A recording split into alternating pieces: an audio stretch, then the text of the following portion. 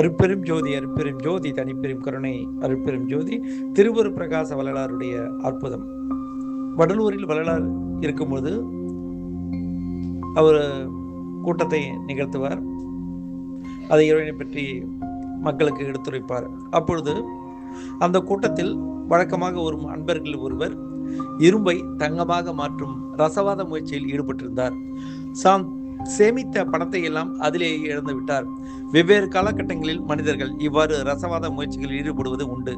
இதை தன் திவ்ய திருஷ்டியால் அறிந்த வள்ளலார் ஒரு நாள் அந்த அன்பரின் வீட்டிற்கு வருகை புரிந்து அன்பரின் வீட்டு திண்ணையில் அமர்கின்றார். அதை அன்பரை அழைத்து ஒரு வெறும் பாத்திரத்தை எடுத்து வருமாறு கேட்கின்றார். அந்த பாத்திரத்தில் தெருவில் இருந்து மண்ணை நிரப்பி எடுத்து வருமாறு பணிக்கின்றார்.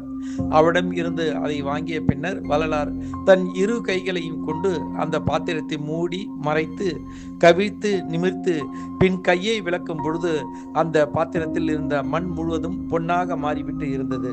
அப்பொழுது வள்ளலார் அந்த அன்பரிடம் இச்சையிலார் இட்ட மலம் பட்ட இடமெல்லாம் பொன், அதாவது கடவுள் பற்றை தவிர மற்ற எந்த உலகப் பொருட்கள் மீதும் சிறிதும் ஆசைப்படாதவர்கள் தொட்ட இடமெல்லாம் பொன்னாகும்.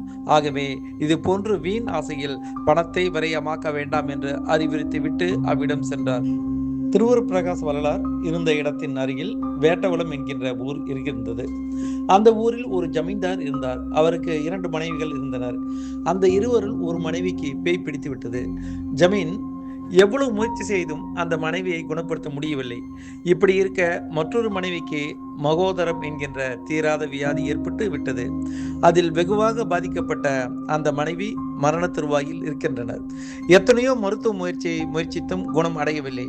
இப்படியான சூழலில் ஜமீன்தாரின் நலம் விரும்பி ஒருவர் மூலமாக வள்ளலாரின் அற்புதங்களை அறிந்து சுவாமிகள் நமது இல்லத்திற்கு வருகை தந்தால் தன் கஷ்டங்கள் எல்லாம் தீரும் என்று அறிந்து அன்பரிடம் வள்ளலாரை தனது இல்லத்திற்கு எழுந்தள்ளி தமக்கு அருள் புரிய வேண்டும் என்று வேண்டுமாறு கேட்கின்றனர். ஒரு அன்பர் மூலமாக வள்ளலாருக்கு தெரிவிக்கின்றனர். திருவரு பிரகாச வள்ளலாரும் குறிப்பிட்ட நாளில் வேட்டவலம் ஜமீன்தார் இல்லத்திற்கு செல்கின்றனர். ஜமீன்தார் வள்ளலார் மேல் சற்று சந்தேகம் கொள்கின்றனர். திருவரு பிரகாச வள்ளலார் வரும் முன்னரே அவர் அமர்வதற்காக 2 நாற்காலிகளை அமர்த்தி அதில் தான் நினைக்கும் நாற்காலியில் வள்ளலார் அமர்ந்தால் அவர் உண்மையில் பெரிய மகான் என்று நம்பலாம் என்று நினைத்தார். ஜமீன்தாரருக்கு அதிர்ச்சியும் ஆச்சரியமும் ஏற்படும் வண்ணம் வள்ளலார் ஜமீன்தாரரின் வீட்டு வாசலை மிதித்ததுமே பேய் பிடித்த ஜமீன்தாரரின் மனைவி வருகின்றனர். வள்ளலாரிடம் பிரம்ம ராட்சசி பேய், சுவாமி விடை தாருங்கள், நான் சென்று வருகின்றேன் என்று தானே அனுமதி கேட்கின்றது. பின்னர் திருவரு பிரகாச வள்ளலார் ஜமீன்தாரரின் மனைவிக்கு ஆசீர்வதிக்கின்றனர். பேயானது ஜமீன் வீட்டில் இருந்து சென்று விடுகின்றது. பின்னர் ஜமீன்தாரர் நினைத்த நாற்காலியில் சென்று அமர்கின்றனர். இதையெல்லாம் கண்ட ஜமீன்தாரருக்கு பெரு மகிழ்ச்சி பேரானந்தம் ஏற்படுகின்றது. ஜமீன் திருவரு பிரகாச வள்ளலாரை வணங்கி அவர் முன் நிற்கின்றனர். திருவரு பிரகாச வள்ளலார் ஜமீனிடம் உங்களின் ஆதிக்கத்தில் உள்ள சிறு தெய்வ வழிபாட்டு ஆலயங்களில் எல்லாம் பலி இடுவதை தடுத்து நிறுத்துங்கள், அதுவே சிறந்த புண்ணியம் என்று கூறுகின்றார். ஜமீனும் அதை ஏற்று அவ்வாறே செய்கின்றனர். அற்புதம். ஒரு சமயம் ஒரு தாயின் பிணி தீர்க்க வள்ளலார் அவர்கள் திருநீறு தருகின்றனர். அத்தாயின் பிணி தீர்கிறது. சன்மார்க்க சங்கம் தோற்றுவித்த பிறகு 1867 ஆண்டு மே மாதம் 23ஆம் தேதி அன்று தான் சத்திய தர்மசாலையை தோற்றுவிக்கின்றனர். இந்த சாலையின் முக்கிய குறிக்கோள் பசியோடு வரும் ஏழைக்கு அல்லது இருக்கப்பட்டவனோ யாராயினும் பசியாற்றுவதே ஆகும். இதை அறிந்த மக்கள் அனைவரும் சாலைக்கு அவர்களால் இயன்ற அரிசி முதலான தானியம், தேவையான காய்கனிகள் யாவும் கொண்டு வந்து சேர்க்க ஆரம்பித்தார்கள். நித்தம் நிறைய ஏழைகள், வழிபோக்கர்கள் மற்ற யாவரும் சாலைக்கு வந்து பசியாற்று செல்வார்கள். ஒரு குறிப்பிட்ட தினத்தன்று பகல் நேர பசியாற்று வித்தல் முடிந்து மேலும் 10 பேருக்கு உணவு அளிக்கும் அளவு உணவு மீதம் இருந்தது.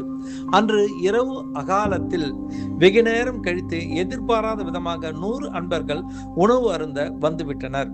10 பேருக்கு மட்டுமே உணவு இருப்பதை நினைத்து சாலை பணியில் இருந்த சன்மார்க்க சுகசேவை அன்பர்களுக்கு என்ன செய்வது என்றே தெரியவில்லை. அவர்களுள் வேலூரை சேர்ந்த சண்முகம் என்கின்ற அன்பர் வள்ளலாரிடம் மெதுவாக சென்று விஷயத்தை சொல்கின்றனர். அவரும் சாலை அன்பர்களை கவலை கொள்ள வேண்டாம், நானே வந்து அனைவருக்கும் உணவு பரிமாறுகின்றேன் என்று சொல்லி அவரும் அவர்களுடன் சென்று வந்தவர்கள் அனைவருக்கும் இலையை இடுமாறு பணித்து இருந்த சிறிய பாத்திர உணவை கொண்டே பரிமாற ஆரம்பிக்கிறார். ஆச்சரியம்! வள்ளலார் சுவாமிகள் அல்ல அல்ல அன்னம் அனைவருக்கும் பரிமாறும் வரை வந்து கொண்டே இருந்தது. அனைவரும் திருப்தியாக உணவு அறிந்து மிக மகிழ்ந்தனர். வள்ளலார் உணவு பரிமாறிய பாத்திரத்தில் இருந்த 10 பேருக்கான உணவு மீதம் அப்படியே இருந்தது. இலையில் பரிமாறிய உணவு எங்கிருந்து வந்தது? அருட்பெரும் ஜோதி ஆண்டவரே அந்த அற்புதத்தை நிகழ்த்தி காட்டியது. திருவருட் பிரகாச வள்ளல் பெருமான் 6000 திருவுருப்ப பாடல்களை எழுதியிருக்கின்றார்.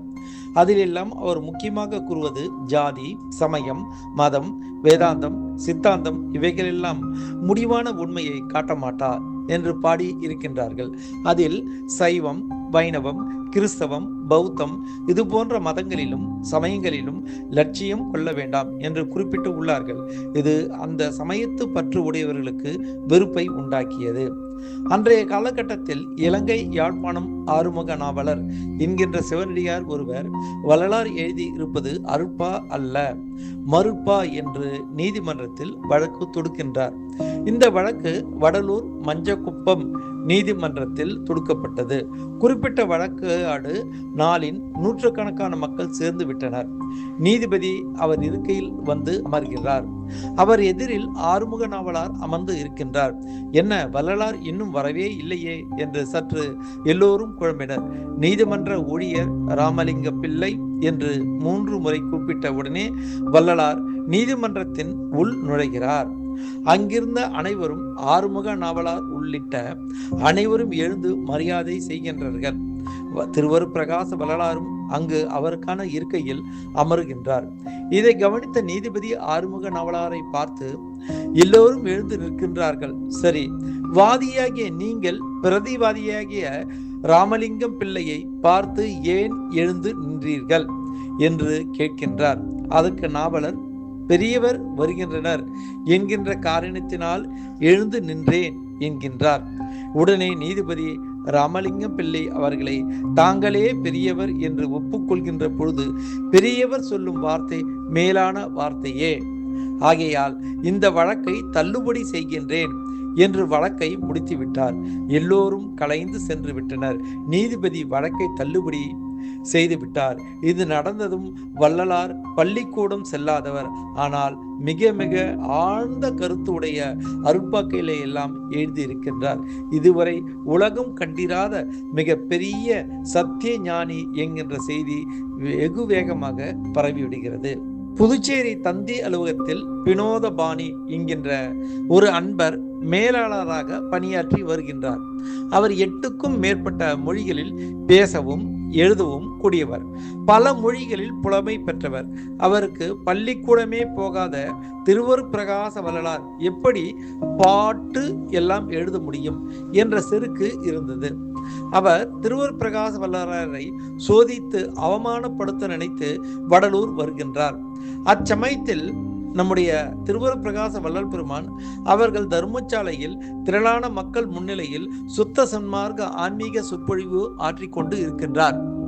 வினோதபாணியார் உள்ளே வந்து கொண்டு இருக்கும் பொழுதே வள்ளலார் மக்களிடம், யாரோ ஒருவர் நமக்கு புக்தி சொல்ல வருகின்றார் என்று கூறுகின்றார். அனைவரும் ஏன் ராமலிங்கர் இப்படி சொல்லுகிறார் என்று வியக்கின்றனர். வினோதபாணி என்ற அந்த வித்துவான் வள்ளலாரை நெருங்கி அருகில் வரும் முன்பே வள்ளல் பெருமான் அவர்கள் தொழுவூரார் அவர்களின் 4 வயது புதல்வனை அருகில் அழைத்து வித்துவானை பார்த்து, உங்களுக்கு எத்தனை மொழிகள் தெரியும் என்று கேட்கின்றார். அதற்கு அவர், எனக்கு 8 மொழிகள் தெரியும் என்கின்றார். உடனே திருவருட் பிரகாச வள்ளலார், இந்த சிறுவனுக்கு உங்களுக்கு தெரிந்த மொழிகள் அத்தனையும் தெரியும், உங்கள் கேள்விகள் அனைத்திற்கும் பதில் சொல்லுவான், நீங்கள் உங்கள் சந்தேகங்கள் எந்த மொழியினுடையதாய் இருந்தாலும் கேட்கவும் என்கின்றார். அதற்கு திருவருட் பிரகாச வள்ளலார் எதிரிலிருந்த வித்துவான் வாய் பேச முடியாமல் திகைத்து நின்றார். உடனே சிறுவன் வித்துவானிடம் பல மொழிகளில் கேள்வி கேட்கின்றான். அப்பொழுதுதான் வித்துவானுக்கு திருவருட் பிரகாச வள்ளலார் ஒரு மிக பெரிய சத்திய ஞானி என்பதையும் இது அறியாமல் அவர் மேல் சந்தேகம் கொண்டது தவறு என்று எண்ணி வருந்தி வள்ளலாரின் திருவடிகளில் வீழ்ந்து வணங்கி, சுவாமி, அடியேனை மன்னித்து அருளல் வேண்டும் என்று வேண்ட அவருக்கு புக்தி சொல்லி அனுப்பினார். வள்ளல் பெருமான் பேரிரக்கமே வடிவானவர். ஒருவருடன் மழை இல்லாது நிலங்கள் எல்லாம் வானம் பார்த்த பூமியாய் இருந்த பொழுது அவர் வயல்களின் நடுவில் நடந்து சென்றார். பயிர்கள் எல்லாம் வாடி கிடந்தன. அதை கண்டு தானும் வாடினார். அதை திருவருட்பாவில் பாடலில் வாடிய பயிரை கண்ட பொழுது எல்லாம் நானும் வாடினேன் என்று குறிப்பிட்டிருக்கிறார். அந்த பாடல் தக்க சான்று பகரம்.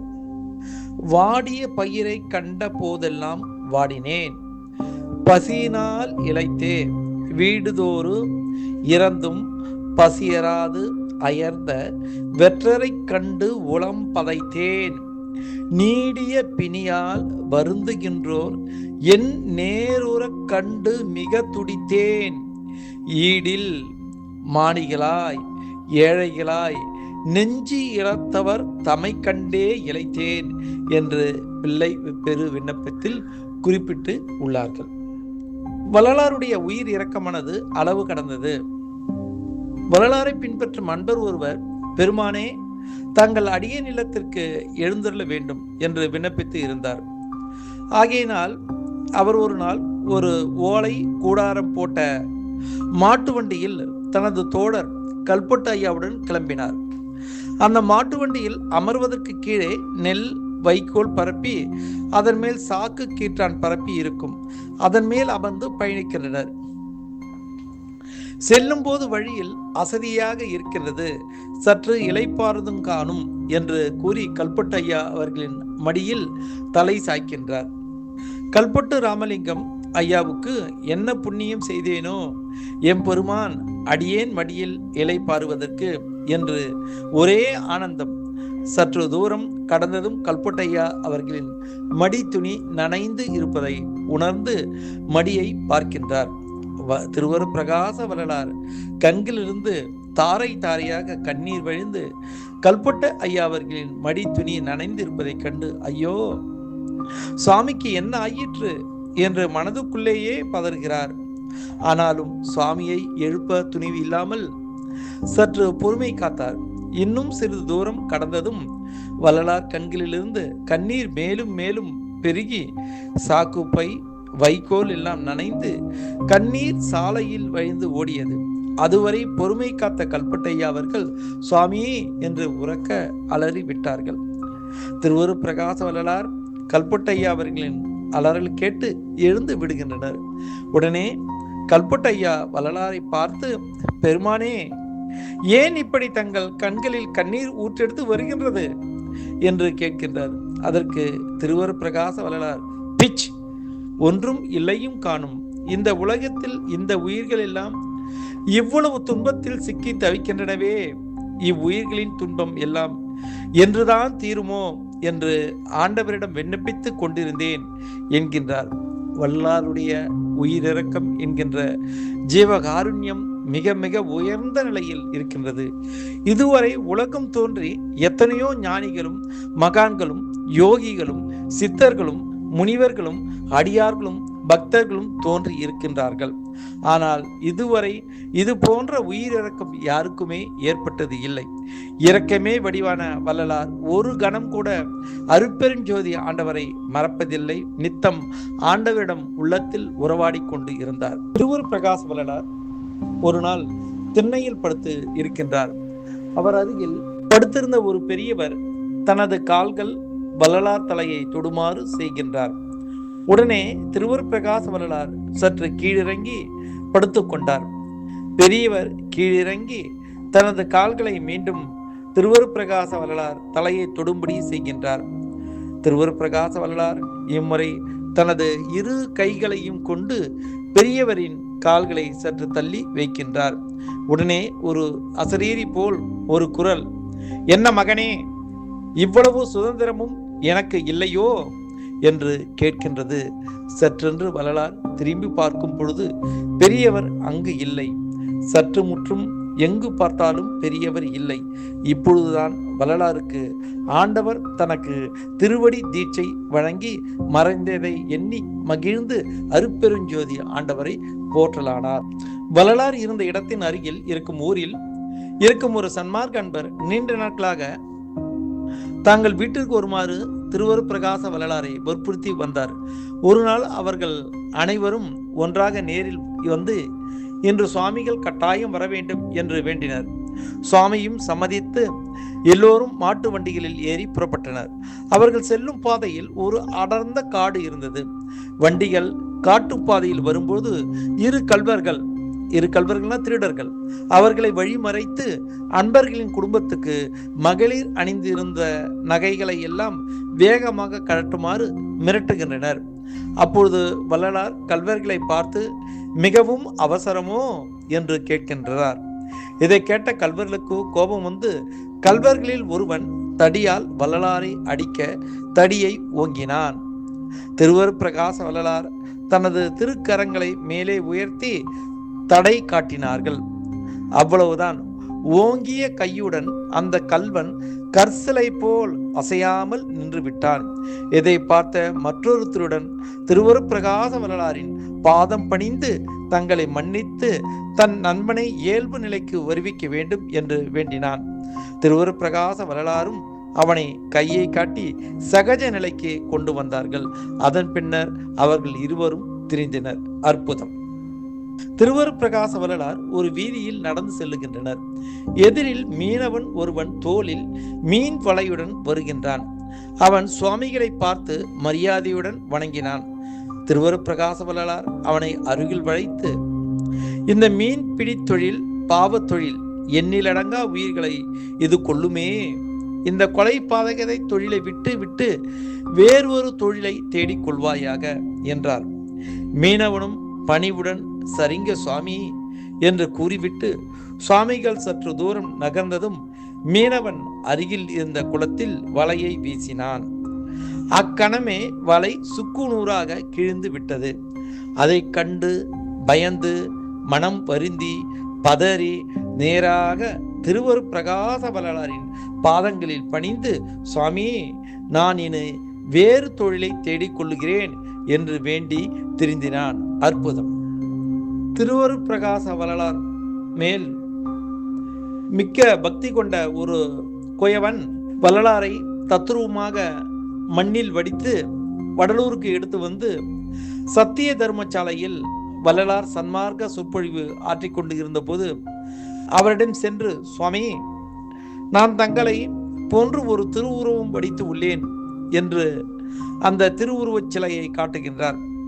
திருவருட்பிரகாச வள்ளலார் அந்த பொம்மையை கையில் பெற்று, மண்ணான இந்த தேகத்தை சுத்த சன்மார்க்க சேர்ப்பினால் அதி தீவிர முயற்சியினால் மாற்று அறியாத சுத்த பொன் உடலாக மாற்றியுள்ளேன்.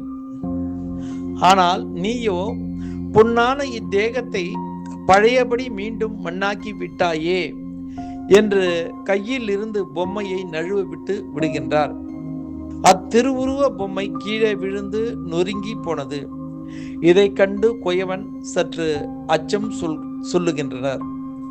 நான் ஆண்டவரிடம் மிகவும் சிரமப்பட்டு அவரின் திருவருளால் இந்த மண்ணான தேகத்தை பொன் ஒளி உடம்பாக செய்து வைத்து இருந்தேன்.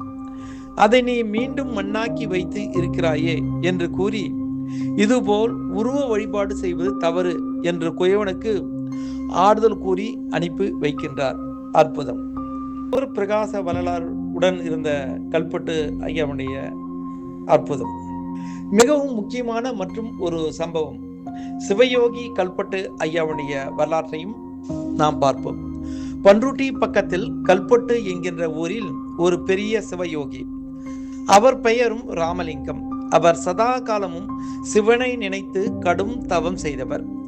ஒரு நாள் அவரின் கனவில் சிவபெருமான் தோன்றி, உம்மை ஆட்கொள்ள ஒரு ஞான சித்தர் ஒருவர் வருவார், அவரை பின்பற்றி செல்வாயாக என்று சொல்லிவிட்டு மறைந்து விட்டார். அந்த சத்திய ஞானி எந்த நாளில் எந்த நேரத்தில் வருவார் என்பன இவற்றை கனவிலேயே சொல்லிவிட்டார் இறைவன். பின்னர் கனவுலே கடவுள் குறிப்பிட்ட அந்த சரியான நேரம் காலம் இடத்தில் திருவூர் பிரகாச வள்ளலார் வந்து தடுத்து ஆட்கொண்டார். அந்த சிவயோகி கல்பட்டு ராமலிங்கத்தை திருவூர் பிரகாச வள்ளலார் வடலூருக்கு வரும்படி அழைத்து வந்து விட்டார். அவரை இனி எப்பொழுதும் கடும் தவம் இயற்ற வேண்டாம், நீங்கள் இங்கு இருந்து ஜீவகாருண்யம் செய்து வாருங்கள், பசித்தவர்களுக்கு பசியாற்றுவிக்கின்ற ஜீவகாருண்யம் செய்து வாருங்கள், இதுவே முக்திக்கு வழிவகுக்கும், தொண்டும் தொழுகையும் இரண்டும் முக்கியம் என்பதை அவருக்கு எடுத்து கூறி தர்மசாலையில் ஒரு முக்கிய பொறுப்பை கல்பட்டு ஐயாவிற்கு தருகின்றார். அற்புதம். திருவூர் பிரகாச வள்ளலார் ஒரு நாள் அருட்பெருஞ்சோதி ஆண்டவர் திருவூர் பிரகாச வள்ளலார் திருவுள்ளத்திலிருந்தே அவரிடம் பேசத் தொடங்கினார். என் அன்பு மகனே, சுத்த சன்மார்க்கத்தின் முக்கிய லட்சியமாகிய உண்மை விளக்கம் செய்ததற்கு புற அடையாளமாக ஒரு சத்திய ஞான சபை என்ற திருக்கோயிலை இங்கு உத்தர ஞான சித்திபுரம் என்ற வடலூர் பெருவெளியிலே எழுப்புதல் வேண்டும் என்று அருளாணை செய்கின்றார்கள். இது குறித்து வள்ளல் பெருமான் திருவருட்பாவில் கூறியுள்ளார். சத்திய ஞான சபை என்னுள் கண்டனன், சத்திய ஞான சபை என் உள் கண்டனன், சன்மார்க்க சித்தியை நான் பெற்று கொண்டனன், நித்திய ஞான நிறை அமுது கொண்டனன், நிந்தை உலகியல் சந்தையை விண்டனன், அற்புதம் அற்புதமே, அருள் அற்புதம் அற்புதமே என்று பாடி அருளி உள்ளார்கள். 1871 திருவூர் பிரகாச வள்ளலார் ஒரு எண்கோண வடிவில் அருட்பெருஞ்சோதி ஆண்டவருக்கு ஒரு பெரிய திருக்கோயிலை நிர்மாணித்தார்கள். அதற்கு சத்திய ஞான சபை என்று பெயர் வைத்தார்கள். அங்கு திருக்கோயில் நடுவில் பெரிய ஜோதியை ஏற்றி அதற்கு 7 வண்ண திரைகளை கட்டி திரை நீக்கி ஜோதியை இறைவனாக காட்டப்படுகிறது. அங்கு மற்ற கோயில்களைப் போல் திருவுருவ வழிபாடு கிடையாது. ஜோதியை நாம் வழிபட வேண்டும். உலக மக்கள் அனைவரும் அறியும் வண்ணம் ஒரு அகண்ட ஜோதியை ஏற்றி வைத்தார்.